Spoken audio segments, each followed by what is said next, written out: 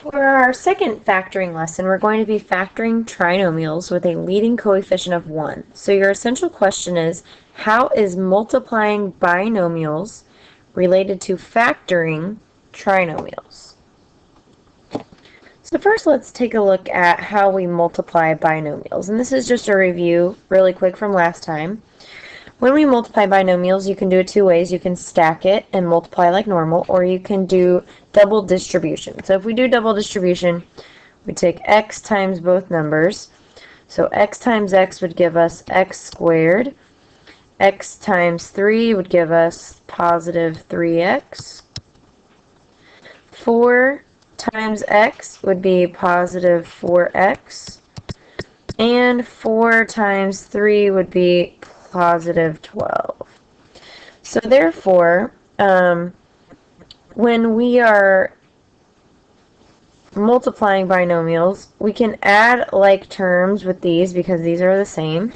So we have x squared plus 7x plus 12. So we realize that that is how we multiply binomials. Now, factoring, remember we talked about last time, is actually taking two things that can be multiplied together to make an end product. So if I'm trying to factor a trinomial with a leading coefficient of 1, what that means is the very leading coefficient that is in front of x squared is a 1. So there is no other number in front of x squared. It's just a 1. So if I'm going to factor this, and you'll notice this is the same example that I have up here. If I'm going to factor this, then what I'm going to do is I'm going to look at how there is some kind of pattern here for these, like when I multiply these two binomials. Okay, I notice that when I multiplied the 4 times the 3, that's where the 12 came from. And when I added the 4 and the 3, that's where the 7 came from. So if I want to break this down, this x squared plus 7x plus 12, then I have to figure out what two numbers can I multiply together to get 12 and add to get 7. So I have to find two numbers that multiply to be the last number, and they have to add to be the middle number. So if you ask yourself, what two numbers multiply to be 12 and also add to be 7, let's break down the 12. So I have something like this. And this is just a visual organizer. You don't have to do this for all your problems, but it might help. So if I have numbers that multiply to be 12, I could put 3 and 4, and those must add to be the middle number, which is 7. So because that works, then my factors are going to be x plus 4 and x plus 3. Because when I multiply these two binomials together, I get this trinomial. So basically, factoring trinomials with a leading coefficient of 1 is just like going backwards for multiplying binomials. So it's doing reverse double distribution, for instance. Okay. So let's practice this. Let's practice a few, factoring a few trinomials that have a leading coefficient of 1. So here's our first one, x squared plus 6x plus 5. So when it says to factor, I have to come up with what are the two numbers that multiply to be 5, that when I add them together, it equals 6, because that's my middle term. And there are only two numbers you can multiply together to get 5, and that is 1 and 5, or 5 and 1. And 1 plus 5 does equal 6. So my answers are going to be x plus 1 and x plus 6 as my, or I'm sorry, x plus 5 as my factors. So then I can check this to make sure I'm right by multiplying these together, and if I multiply these binomials together, I should end up with what I started with.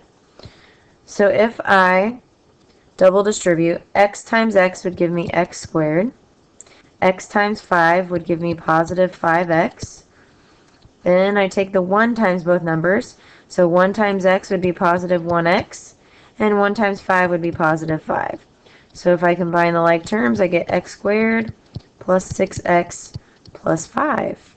It's like magic. So we're going to take numbers that multiply to be 5 that add to be 6. And that's the pattern you're going to follow every single time. So let's try another example. Now this one's kind of tricky. Okay, sometimes you have to think about these or rearrange the numbers a bit. Okay, so if I have x squared minus x minus 12. Okay, so my two numbers now, they are multiplying to equal a negative 12, but adding to be a negative 1. And it's considered a negative 1 because there would be a 1 in front of the x, because it's like 1x. So let's say you're just not sure, you have no idea. What I would recommend that you do is just start listing out the factors of 12. So we have 1 times 12, we have 2 times 6, we have 3 times 4, also 4 times 3, and those would be all. Those would be all the possible numbers that we could multiply to get 12. Now to make it a negative 12, one of our numbers has to be negative. So I could do negative 1 and positive 12, or negative 12 and positive 1. But these numbers have to add up to be a negative 1. So, looking at your factors, which ones could you manipulate to make a negative 1? Well, you could use the 3 and the 4. And which number would have to be negative in order to get a negative 1 when you add them together? Well, the 4 would be. So our answers are negative 4 and positive 3. And it does not matter which order that you write them in because you're multiplying, so it's always going to come out the same because multiplication is commutative. So when I write my factors, because the 4 was negative, I'm going to write x minus 4 times x plus 3. Because the 4 was negative and the 3 was positive. And again, if you want to check, you can just double distribute. So take the x times both numbers. So we get x squared plus 3x, and then negative 4 times x would be negative 4x, and negative 4 times 3 would be negative 12. Combine your like terms, and you get x squared minus x minus 12. So as long as the numbers always multiply to be the last number and add to be the middle number, you will always have the right answer. All right. This one is also tricky because our numbers this time have to multiply to be a negative 35, but add to be a positive 2. So let's list out our factors of negative 35. We have to add to be a positive 2. So I could have 1 and 35. I could have 5 and 7. And I think those are the only ones that I can come up with. So, therefore, if we look at these, which two could we add together to get a positive 2? And remember, these have to multiply to be a negative 35. So, one of our numbers has to be negative. So, if I make the 7 negative, then when I add these two together, that would equal a negative 2. So, I would actually want to make the 5 negative. So that when I add them together, negative 5 plus 7 would equal 2. So my factors would be x minus 5 times x plus 7. And if I multiply these binomials together, I will get the answer that I started with. And if you want to stop and check, feel free to do that. All right, one more example. I have x squared minus 11x plus 30. So my numbers have to multiply to be a positive 30. But when I add them, somehow I have to come up with a negative 11. So what is the only way possible to multiply two numbers together and get a positive number, but add them together and get a negative number? So let's start by listing out the factors of 30. So I have 1 and 30, 2 and 15, 3 and 10. Let's see, I don't believe it's divisible by 4, 5 and 6. And I think that is all.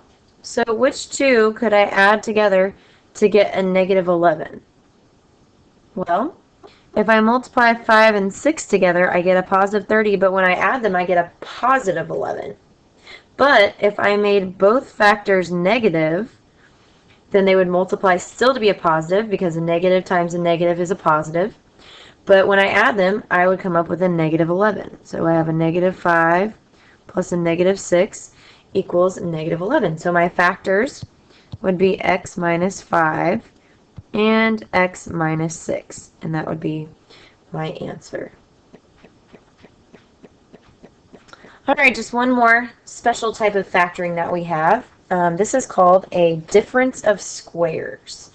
And there's a special reason why it is called a difference of squares. Difference means that we are subtracting. So you can see we have the x squared minus 49. And squares is referring to a perfect square number, or something you can take the square root of. So what number times itself equals x squared? Well, it would be x, because x times x is x squared. And what number times itself equals 49? Well, it would be 7. 7 times 7 equals 49. So this is called a difference of squares because we're subtracting two numbers that are perfect squares. So if you recognize that, then you will know that you want to factor using this method. Well, we can apply this to the same way that we did things before. We had, this is just like rewriting this as a trinomial, x squared plus 0x minus 49. It's the same thing as rewriting it like that, because there's no x's in the middle. This is just a binomial. There aren't three parts. So if I wanted it to have three parts, I could just put a 0 in the middle.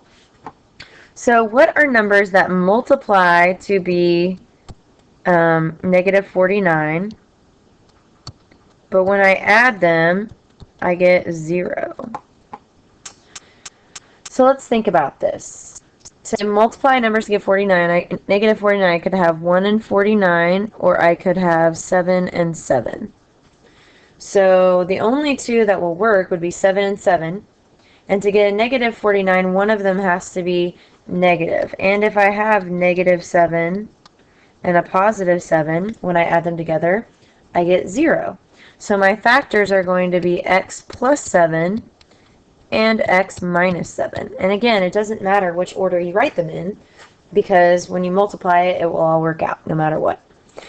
So there is a shortcut to this. You can do it this way. It works every time. But let's say that you wanted a faster way to do it. If you notice that something you are factoring is a difference of squares, to get your factors, you can just take the square roots of both numbers. So the square root of x squared would be x, so I have two of those. And the square root of 49 would be 7 and negative 7, because it could be positive or negative if I take the square root of it. Because 7 times 7 is 49, and negative 7 times negative 7 is also 49. So you just have to make sure that you have one positive factor and one negative factor. That way, when we add them together, the middle cancels out to make 0. So let's practice. We're going to factor the following difference of squares. If I have x squared minus 100, those are both perfect square numbers. So I can think of numbers that multiply to be negative 100 and add to be 0. Or I can take the square roots of both of these and write my two factors. So there are a lot of things that multiply to be 100, but remember, the numbers have to be the same, and one has to be positive and one has to be negative in order for them to add to get 0. So the square root of 100, it would be 10. And then if I have negative 10, 10 plus negative 10 equals 0, which cancels out the middle term. So my factors are going to be x plus 10 and x minus 10. And if I double distribute these, I'll prove to you that it works. So x times x would be x squared. X times negative 10 would be negative 10x. 10 times x would be positive 10x. And 10 times negative 10 would be negative 100. So these will cancel out, and then you just end up with x squared minus 100. So that is why it works when you have both terms the same like that. So x squared minus 196. So what is the square root of 196? Well, the square root of x squared would be x. So I can write both my factors out. And the square root of 196 is 14. So I can have x plus 14 and x minus 14. And if I were to double distribute these, then I would end up with x squared minus 96. So you can just use the square root shortcut. It's helpful. Now this one is rather different. This time we have a number in front of x squared. But if you notice, 9 is a perfect square because I can take the square root of 9. 3 times 3 equals 9. And then 400 is also a perfect square. It's not as common, but 20 times 20 equals 400. So if I take the square roots of both of these and use that trick that way, the square root of 9x squared would be 3x, and the square root of 400 would be 20. So I need to have one factor that is 3x plus 20, and one factor that is 3x minus 20. And so that would give me my two factors. And if you double distribute these, you will find out that it works. So 3x times 3x would be 9x squared. 3x times negative 20 would be negative 60x. 20 times 3x would be positive 60x. And 20 times negative 20 would be negative 400. So the middle terms cancel out, and I end up with 9x squared minus 400. So anytime you notice something is a difference of squares, you can just take the square roots of both parts, make sure that one of your factors is positive and one is negative, and then you can write your terms. Now, don't forget to go back to your essential question and write your summary. Thank you.